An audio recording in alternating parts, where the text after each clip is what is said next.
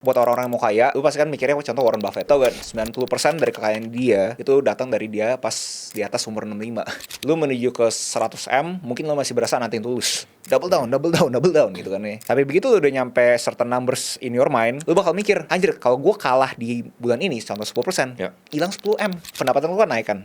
Di bawah itu dia nggak ngomong pengeluaran, tapi dia ngomong ego. Dimana kalau misalnya lu bisa tekan egonya lu, berarti kan lu punya sisa makin banyak. Itu satu-satunya variabel yang bisa lu kontrol selamanya diri lu sendiri. Lu secara makro, secara goal lu harus optimis, tapi secara lu punya SOP harus pesimis. SOP lu pokoknya pesimismin terus, lu kasih peran antagonis terus sampai lu honing gila-gilaan sampai ini udah rapi nih. Gua move on nih ke SOP berikutnya. Lu punya pendapatan 500 juta, tapi lu punya pengeluaran 490 juta, sisa 10 juta. Dilawan sama lu punya pendapatan 100 juta, tapi lu punya pengeluaran cuma 20 juta. Di ujung lu punya 80 juta, yang pertama cuma 10 juta. Siapa lebih kaya? Kembali lagi di Vlognomics Podcast. Hari ini kita mau ngobrolin soal uang dan psikologi mengenai uang. Dan narasumber yang kita bakal ajak ngobrol hari ini adalah penganut prinsip-prinsip keuangan yang diambil dari buku The Psychology of Money. Konon katanya ini buku terfavoritnya dia. So please welcome Agus Leo Halim. Thank you Win for having me. Apa kabar lagi? Luar biasa banget, gila ya. Diundang berkali-kali nih ya. Yeah. Udah saatnya red card nih kayaknya. Bener gak itu buku terfavorit, Psychology of Money? Ya, gue ada klaim di gue punya YouTube channel. Semua anak 20-an yang masuk ke dunia finansial, menurut gue ini buku sangat bagus banget sih. Oke. Kan menurut gue emang namanya uang, mungkin orang taunya adalah ngejar-kejar terus, tapi gak tahu psikologi di belakang uang tersebut itu seperti apa. Oke, kita bakal obrolin soal The Psychology of Money hari ini. Gus, first of all, gue pengen tahu banget, kayak lu kan penganut prinsip-prinsip yang ada di dalam buku ini. Apa perubahan paling ekstrim lu mengenai perilaku lu ke uang setelah lu baca dan sebelum lu baca buku ini? Iya, ada banyak ya. Tapi kalau misalkan satu banget yang harus gue ambil, mungkin dia yang pertama kali bener nge-trigger gue bahwa kekayaan sebenarnya yang bahasa Inggrisnya itu adalah wealth, itu sesuatu yang lu kagak bisa lihat.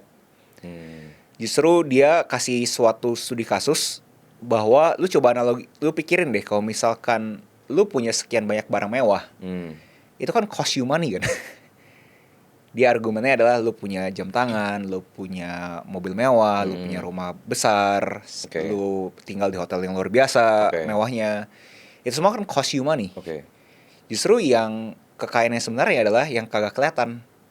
Nah jadinya dia nge-trigger gue, oh ternyata maksudnya wealth itu adalah saat lu itu udah punya keuangan yang gak lu spending lagi. Itu menurut dia tuh true wealth. Dimana itu yang akhirnya bisa menjadikan suatu aset yang lebih produktif lagi. Yang lu terapin? Itu juga.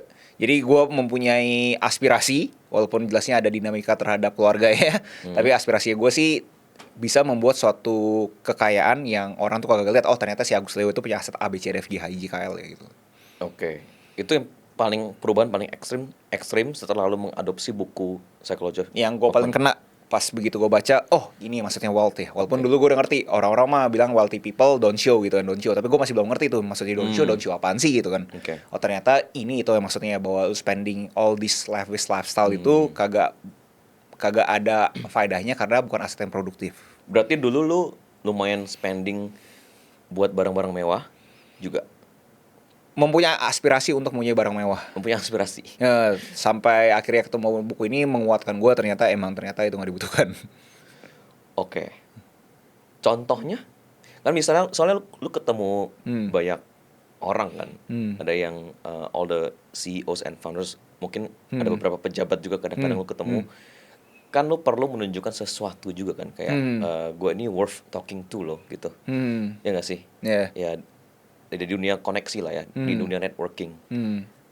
Gimana lu terapin prinsip ini pada saat lu harus networking? Saat lu punya yang gue bahasanya adalah prestasi, menurut gue lu gak butuh benda untuk menunjukkan lu tuh siapa. Jadi kalau ditanya gimana caranya, as long lu ada prestasi, percaya sama gue pasti lu jadi magnet. Pasti orang mau ngomong sama lu gitu. Saat lu gak ada prestasi tapi barang lu mewah, orang juga gak mau tahu lu siapa gitu. Lu cuma bener-bener mencolok aja, tapi orang tuh kagak pengen tahu lu tuh value-nya di mana sih gitu. Karena value lu udah tersiratkan di lu punya benda gitu loh. Oke. Buat anak muda atau orang-orang yang baru mau mulai berprestasi dan dia mau networking, gimana? Sah gak? Valid gak buat dia menunjukkan dari outer appearance-nya? Apakah gue menjunjung tinggi orang-orang untuk dress well? Yes. Karena gue berasa mau gimana pun pasti namanya dress well itu ada suatu privilege yang orang itu nggak semua punya. Orang dress well pasti give you certain impression Value, lah. ya? Oke.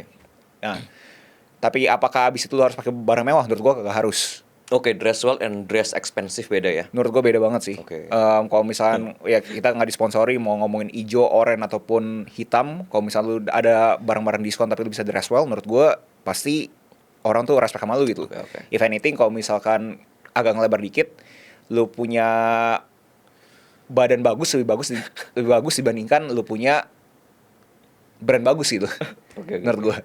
Ketika lu punya badan bagus, apa yang lu pakai jadi bagus. Iya benar. Oke. Oke.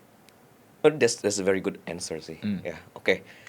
Next question adalah ini Gus. Dari buku itu, The Psychology of Money, is very very good book sih. Ada nggak prinsip keuangan yang lu nggak setuju dan nggak lu adopsi? Iya gue sih jujur lupa ya. Gue terakhir baca buku itu pun juga 2022, 2023 kayaknya terakhir kali gue bahas di YouTube channelnya gue. Di gue punya YouTube pun gue on the record bilang gue gak ada peran antagonis. Jadi gue agak susah nih, ada gak yang gue gak selaras sama gue kan. Iya. Agak susah gue sih. Cuma mungkin ada satu analogi yang mungkin kalau misalkan di benda itu make sense, tapi di benda lain tuh gak make sense buat gue. Oke, contoh. Jadi dia tuh ada salah satu chapter ngomong tuh The Man in the Car Paradox. Oke. Jadi argumennya si Morgan Housel adalah jadi dia pertama dia cerita dulu bahwa dia tuh pernah jadi valet. Valet di hotel di mana gitu gue lupa. Terus dia lihat setiap kali ada Ferrari datang, dia itu langsung mikirin gue tuh kalau misalnya naik Ferrari itu kayak apa ya?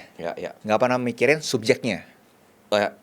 Dia ada ngomong seperti itu. Jadi di mana financial wisdomnya adalah dikasih tahu lu kalau misalkan punya barang bagus jangan berpikir bahwa orang tuh mikirin itu tuh siapa. Sebenarnya itu cuma tahu tuh barangnya tuh gimana cara gue dapatnya, gimana cara gue looks kayak dia ya gitu. Padahal dia tuh nggak peduli lu siapa gitu loh. Jadi financial wisdomnya di sana. Tapi itu kalau misalnya Ferrari gue dapet tuh karena gue juga ke-trigger juga hal yang sama gitu. Gue nggak peduli terhadap orang itu siapa gitu kan ya. Tapi kalau misalkan itu dalam konteks contoh bisnis, kayak contoh kita ngomongin yang paling ekstrim lah ya, mungkin Elon Musk gitu kan. Datang Tesla gitu kan, keluar Elon Musk kan. Gue pengen tahu nih kayak, lu tuh gimana caranya bisa mendapatkan bisnis ini? Jadi kalau kendaraannya itu diganti bisnis, gue pengen tahu lebih tentang dia punya upbringings atau management style atau how does he or she make decision. Itu buat gue pengen tahu gitu. Oke. Jadi lu pengen tahu subjeknya ketika ini berhubungan dengan bisnis. Ya. Gak berhubungan dengan materialistis. Materi lah. Ya materi ya. Oke. Itu the only prinsip yang lu argue lu kurang setuju di situ. Yang I can think of right now ya. But thank you for the question. Berarti hampir semua prinsip keuangan dalam buku ini lu terapin dalam hidup lu, dalam bisnis dan hidup lu. Ya ada most of them I guess. Oke. Yeah. Wow, very interesting. Semakin kita perlu baca buku ini sih buat teman-teman yang nonton Vlognomics sih. Ya, highly recommended sih guys. Di buku ini gue inget dia ada ngomongin soal perilaku uang. Uang lebih penting perilaku kita terhadap uang daripada kita pinter terhadap uang. Bener gak Gus? Kayak gitu gak bahasanya? Penting perilaku terhadap ada financial behavior daripada the logic. Kita punya logic of the money. Ya. Kalau yang gue dapet sih dia ada kasih studi kasus di mana ada 2 kubu. Kubu pertama adalah OB. Tapi OB-nya kalau nggak salah di dunia barat lah, England atau dimanapun, janitor. Janitor tersebut dia nggak dapat pencapaian yang luar biasa. Tapi dia tetap terus aja saving gila-gilaan, tapi end up die as a millionaire as well. 8 million kalau nggak salah. Ya berapapun itulah gitu kan. Nah itu school of thought yang sana atau perguruan tinggi di mana lu bisa savings your way to be a millionaire. Jadi kan behavior terhadap money-nya adalah dia tahu bahwa gue nggak butuh lavish lifestyle. Perilaku gue money ya gue save aja gitu contohnya, atau invest kemana gitu kan. Yang sebelah kirinya dia kasih tahu adalah salah satu kalau nggak salah tuh McKinsey-nya siapa gitu, Raja Gupta kalau nggak salah namanya.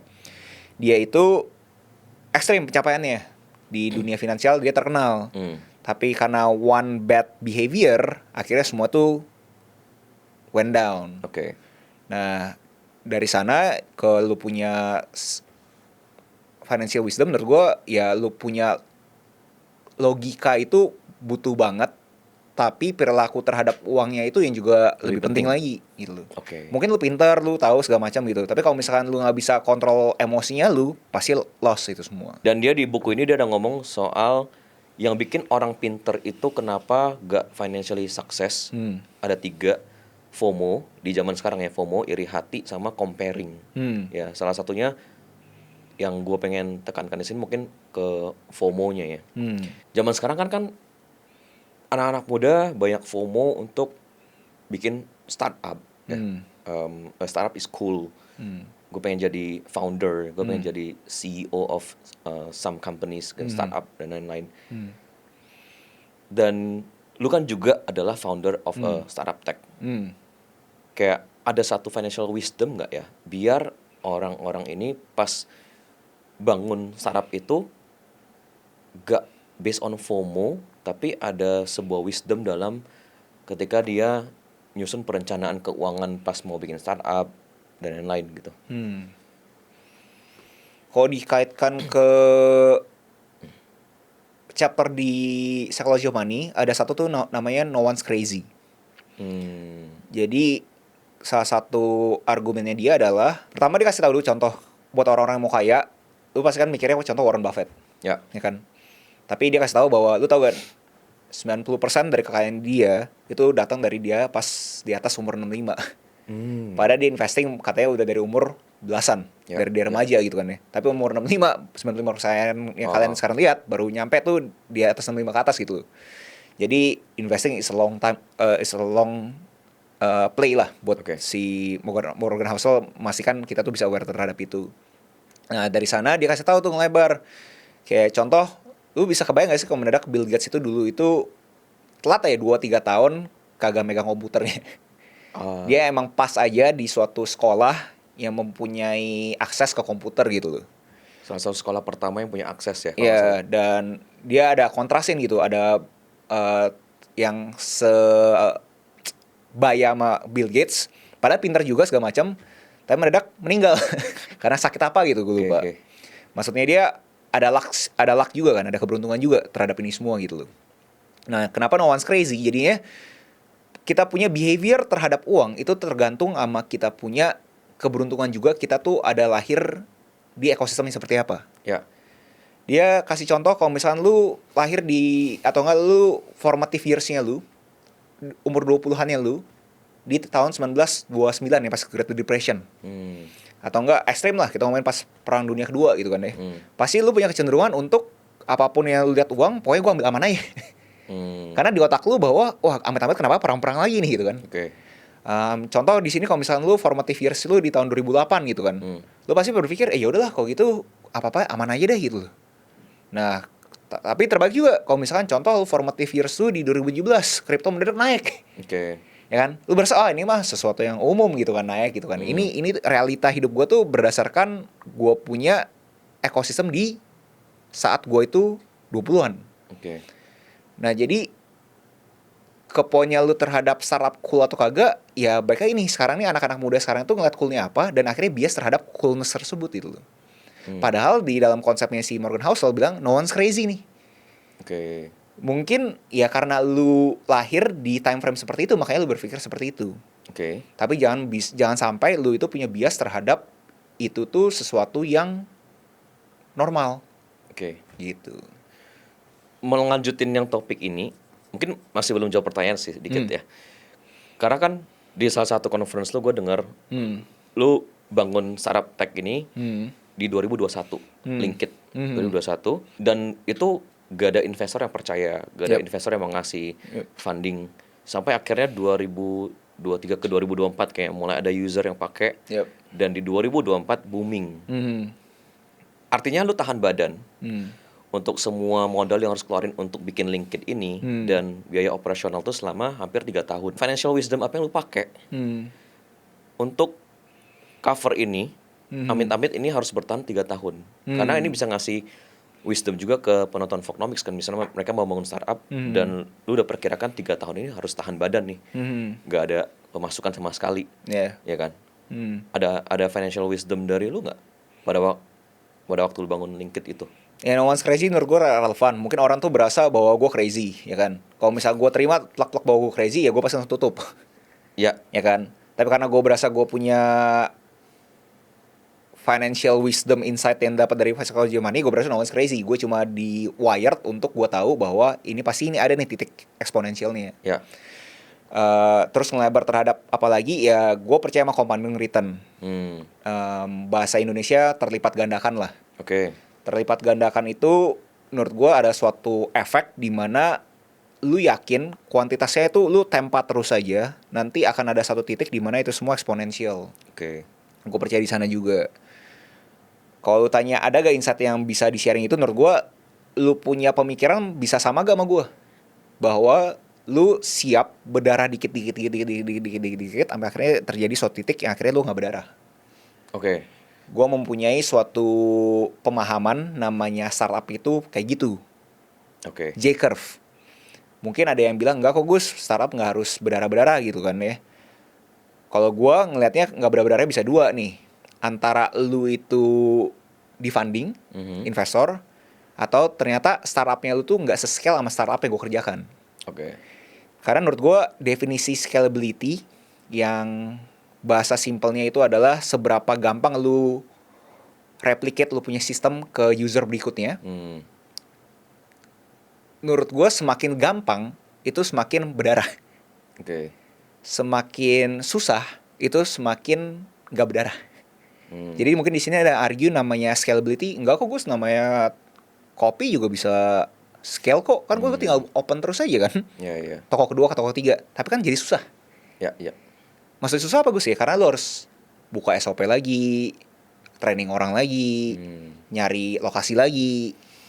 Nah itu yang seberapa susahnya itu. Tapi semakin gampang, menurut gue karena gampang, jadinya untuk awal tuh harus berdarah. Ngomongin soal berdarah, ini kan bukan berdarah dikit-dikit ya. Ini 3 tahun loh. Berdarah 3 tahun. Gimana cara lu cover gitu? Plan lu apa waktu itu untuk cover 3 tahun berdarah ini? Kalau ditanya plan, sebenarnya nggak ada plan ya. Gue sih masih mau berharap sesuai dengan gue punya projection di mana harusnya udah ngangkat dari tahun pertama. Tapi nggak ngangkat gitu kan ya. Berarti di luar prediksi gitu. Di luar prediksi. Di luar Tapi sorry, gue harapan. potong. Tapi lu udah siapin duit untuk setahun lah ya? Setahun iya benar. Udah setahun. Gue bisa cover nih. Tahun depan ini bakal udah ada pemasukan traction. Traction. Nah, tapi nggak terjadi. Nggak terjadi. What happened? Terus gimana? Ya abis itu ya terima realita market bahwa ternyata produk gue yang gue berasa harusnya bisa membawa mereka value ternyata nggak ada value-nya, ya gue harus ganti revenue stream. Untuk cover operasional. Nah abis itu revenue stream yang gue pakai adalah waktu itu bentuknya agency. Ya udah deh, karena kan gue kan juga berkecimpung di dunia media sosial. Harusnya orang-orang lihat gue, tau lah nih si Agus pasti bisa ngerti bikin konten. Ngarepnya di sana.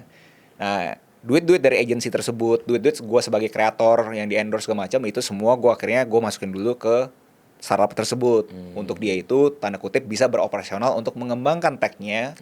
Untuk harapannya akan ada satu titik yang gue cerita tadi bisa jadi eksponensial. Jadi the wisdom here adalah lu udah yakin ini bakal eksponensial. Untuk cover berdarah ini ya lu perlu cari revenue stream yang lain. Bener gak? Bener. In your case ya lu tahu juga, tapi lu udah tahu sih ya kayak lu ada skill di situ yang bisa menghasilkan revenue di agency itu. Good point. Iya, gue udah ada earning skills yang terlepas dari tech produknya, gue berasa gue bisa tahan badan pakai skills gue ini dulu. Tapi jelas ya nggak bisa lama-lama juga. Tapi waktu itu ya tanda kutip keberuntungan juga, balik lagi ke Morgan Housel. Semua marketnya momentumnya kena di sana, ya akhirnya bikin gue berasa ya ini worth it nih kerjain itu. Boleh nggak kita kasih wisdom itu ke penonton Vlognomics yang mau bikin startup, ya lu pas lu bikin dan lu yakin ini bakal jadi, tapi lu tahu ini bakal berdarah, lu ada earning skill juga untuk cover amit-amit ini melebihi dari ekspektasi lu. Ya itu it's a fair assessment. Cuma ya mungkin yang butuh di double click adalah lu yakin lu mau berdarah gak? Oke. Karena nggak enak banget tuh rasanya. Maksudnya ya gue nggak tahu berapa baik di sini ya nanti mau sarapan sendiri atau rame-rame ya, kan di kondisi gue kan ada partner. Nggak enak banget itu meeting, bahasa kerennya RUPS ya kan, dikatain tuh nggak enak gitu. Ya jadi gue nggak tahu nih seberapa rela kalian terima stres, tekanan, dikatain bahwa lu nggak bisa kerja gitu. Itu lebih penting daripada oke, kita close down gitu. Kayak itu lebih penting untuk lu bertahan dikata-katain daripada ngomong oke, kita nggak lanjut nih, close gitu. Bener ya, jadi itu lu punya apa ya, lu udah standing your feet on the ground, kayak orang ngomong apa ya lu cuma bisa terima aja, dan karena lu nggak bisa something to show kan. Lu cuma bisa tunggu waktu untuk membuktikan. Iya bener, cuma bisa tunggu waktu doang gitu, kayak bisa terima doang, oke ya gue nggak bisa kerja gitu kan ya. Tapi karena lu yakin banget balik lagi ke psychology of money, lu tahu bakal ada compoundingnya, ya lu tahan badan gitu. Yep. That's very good insight sih. Ya. Semoga membantu sih buat teman-teman yang mau bikin startup ya. Oke, Gus. Ini penting juga sih ya. Kita kan suka ngobrolin soal kita perlu ada purpose dalam jalanin bisnis, harus tahu why-nya, purpose. Last episode kita ngobrolin itu. Kan orang-orang purpose-nya beda-beda. Ada yang untuk, let's say, dia bisnis untuk dapat penghasilan tambahan untuk bayar hutang misalnya, atau ya ada yang buat validasi, ada yang buat ngasih kehidupan yang lebih nyaman buat keluarganya. Pertanyaan gue ke lu adalah ini, let's say ya, saat ini lu belum berkeluarga dan nggak punya anak, lu bakal seproduktif hari ini gak? Ini kayaknya ada psikologi mana ya tadi. Ya kayaknya nggak mungkin sih. Nggak mungkin seproduktif ini. Nggak mungkin sih. Oke, jadi sepenting itu purpose ngedrive lu ya berarti. Sebegitu penting lu itu udah tahu lu tuh sekarang posisinya di mana.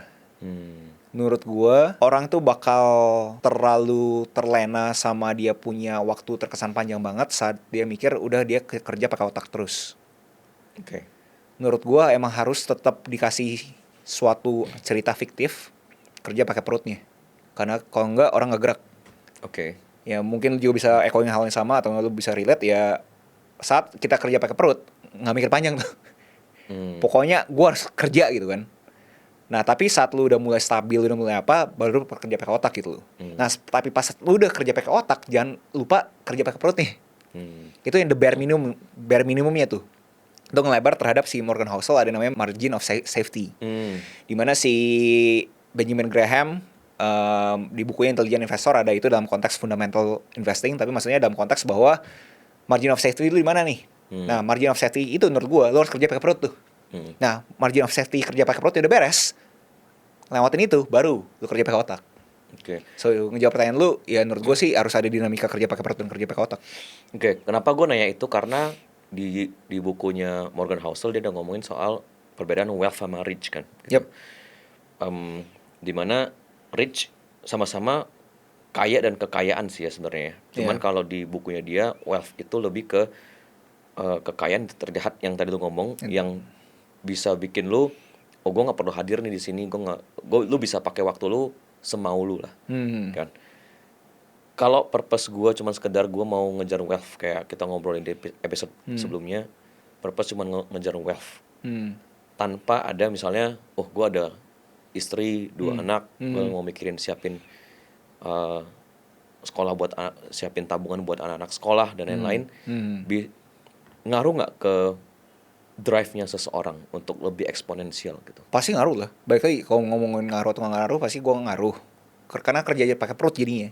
Jadi margin of safety gue pastiin margin of safety gue, walaupun ini agak subjektif nih ya, margin of safety semua orang kan beda-beda ya. Tapi margin of safety gue merasa gue udah ada nilai sekian, itu gue pastiin harus benar-benar terjaga gitu. Setelah jadi itu, barulah gue mikirin yang lain gitu loh. Dimana itu ada chapter itu juga, which is getting rich sama staying rich tuh two different ball game tuh. Nah, jadi echoing pertanyaan lu, untuk lu itu drive-nya lu harus getting rich tuh. Nyampe ke titik tersebut. Nah, udah selesai baru staying rich. Itu lebih susah lagi. Boleh di-elaborate yang staying rich gak? Jadi kayak orang-orang yang di tahap staying rich, gimana cara mereka staying rich according to the book? Dia kasih analogi paling simple adalah lu punya saham, lu punya stocks. Oke. Jadi lu punya net worth lah. Lu menuju ke 100M, mungkin lu masih berasa nothing tulus. Double down gitu kan ya. Ya, gue udah come from zero, agak nothing tulus. Ya. Might as well gue roll the dice, let's go for it gitu kan. Tapi begitu lu udah nyampe certain numbers in your mind, itu subjektif, contoh 100M, lu bakal mikir, anjir kalau gue kalah di bulan ini, contoh 10%, hilang 10M. Nah, itu terus sakit tuh. Nah, makanya si Morgan Housel bilang, begitu lu udah reach that level yang subjektif itu, pemikiran lu pasti lebih pasif. Lu gak mau attack lagi. Nah, lu harus bisa pastiin lu gimana caranya diversifikasi lu punya portfolio sesuai dengan lu punya subjektivitas. Oke, that's good. Oke. Kita ngobrolin soal ini, Gus. Money saving. Ya, dia ada ngomongin di buku itu. Salah satu yang menurut gua unik juga sih.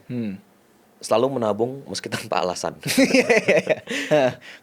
Prinsip menabung lu seperti apa? Let's say lu dapat income lah ya.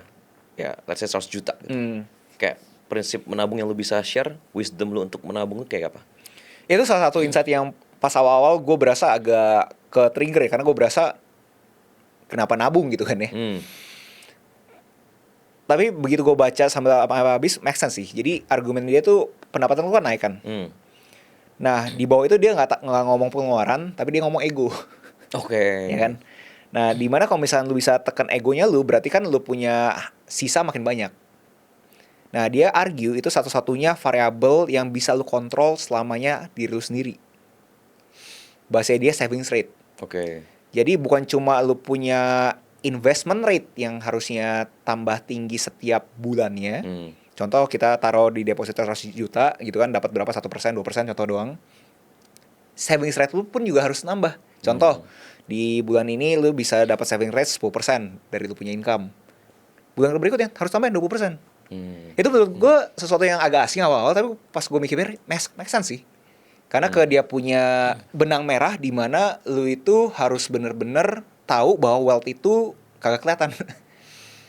Nah, jadi kalau ditanya savings rate itu penting atau kagak penting, menurut gue sih sangat penting banget, karena itu tapi sangat susah. Gue berasa nggak banyak anak muda terutama, kayak orang tua kayak makin bisa juga, tapi ya kadang-kadang ada argue nggak kok, ada orang tua yang suka pamer juga kok ya. Tapi pada umumnya anak muda yang pengen menunjukkan dia punya status sosial dibandingkan kolega-kolega yang udah lebih kuat, biasanya nunjukin tuh. Cara aplikasikannya gimana, Gus? Practical ya. Kan lu bilang income kurangin ego. Contoh. Contoh lu main pedal gak? Main. Ya kan? Itu ego lu gak? Enggak. Bukan ego lu. Nah, kayak gini nih. Egonya ketinggian untuk mengakui bahwa dia tahu bahwa dia tuh main pedal itu karena ego. Karena rate main pedal masih normal. Masih normal. 1-2 kali. Nah, ini ego yang tepat ini, guys. Langsung dapat contohnya ya. Langsung dapat contohnya ini. Kalau misalkan kalian tuh melakukan suatu aktivitas karena kalian punya pertemanan atau status sosial kalian, itu berarti egonya kalian. Yang harusnya itu bisa jadi savings rate kalian makin tinggi lagi. Oke, kalau argumennya lu apa-apa kita jangan FOMO, jangan ikut tren. Cuman kalau kita nggak ikut tren, dapat koneksi gimana, dapat kenalannya gimana gitu. Apa-apa diajak nggak mau ikut apa ini nggak nahan ego gitu.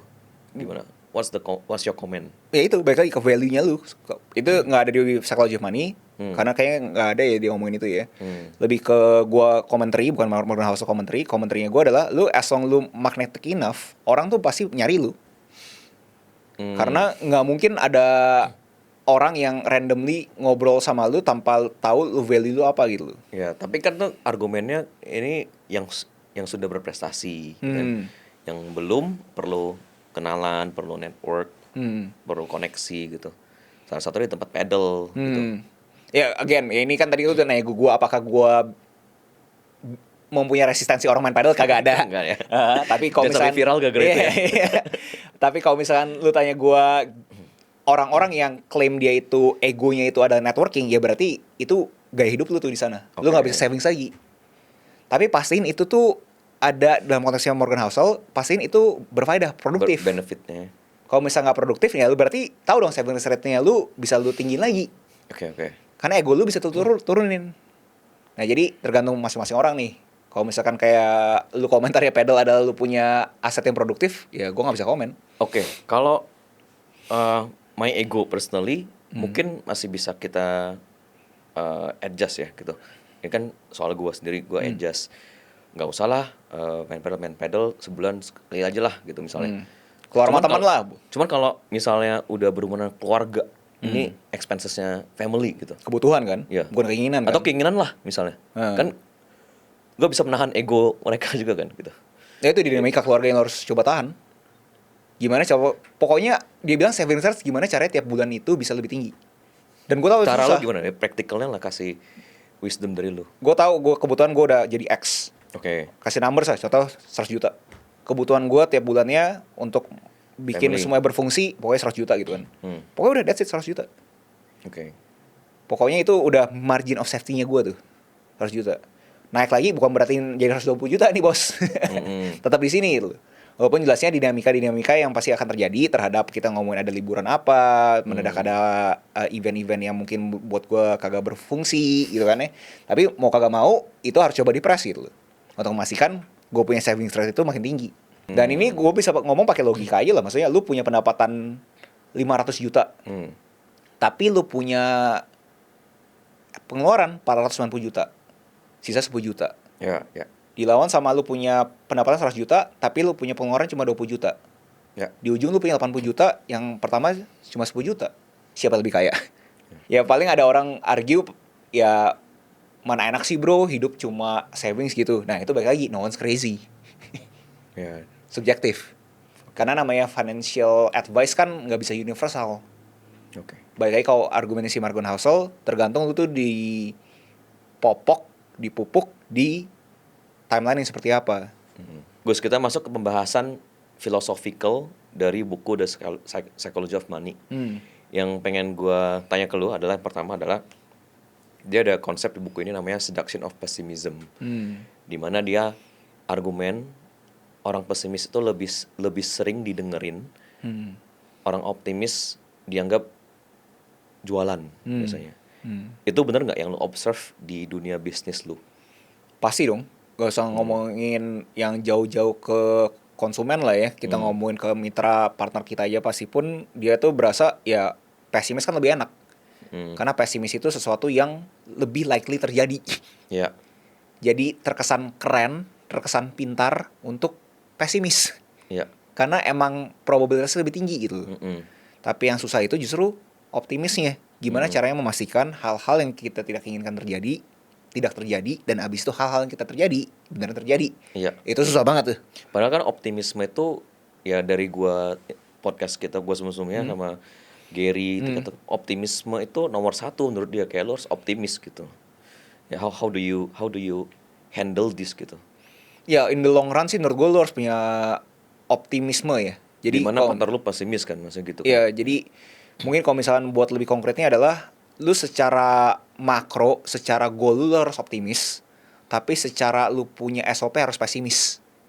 Artinya jadi SOP lu pokoknya pesimis terus, lu kasih peran antagonis terus sampai lu honing gila-gilaan sampai ini udah rapi nih. Gue move on nih ke SOP berikutnya. Okay. Jadi view long termnya itu lu gak boleh pesimis. Oke. View day by day-nya lu harus pesimis. Gue punya karyawan kerja gak sih kalau misalnya gue nggak kantor? Oke. Gue udah suruh ini, kira-kira dia udah berhasil belum ya aku follow apa?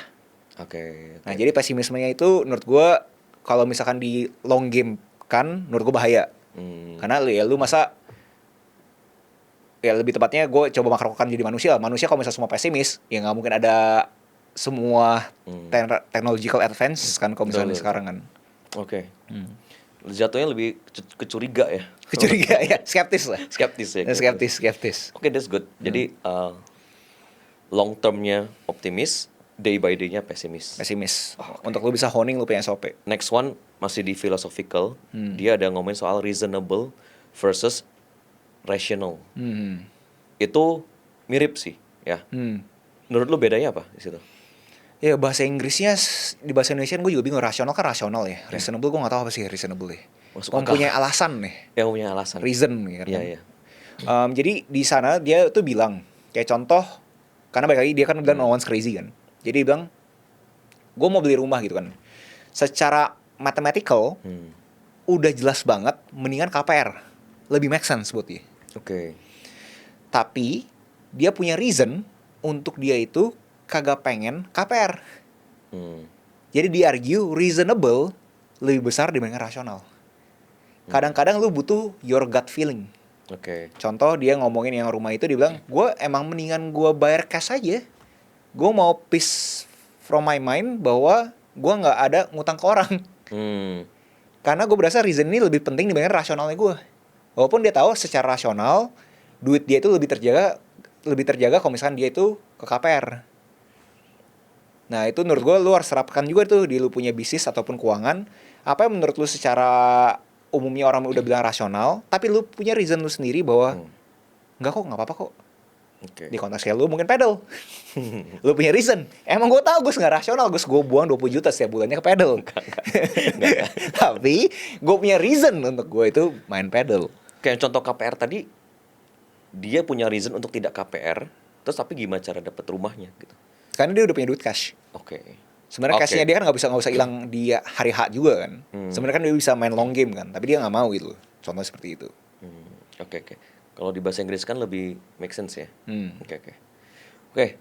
To close tadi lo ngomongin soal peace of mind. Jadi gue untuk closing kita, gue mau ke arah sana. Dia ada di buku ini ada ngomongin soal salah satu yang kita perlu ada dalam perilaku financial kita adalah feel enough.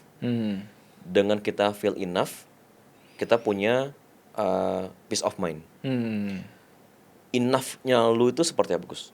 Kan enough-nya orang-orang beda-beda, subjektif gitu. Ya.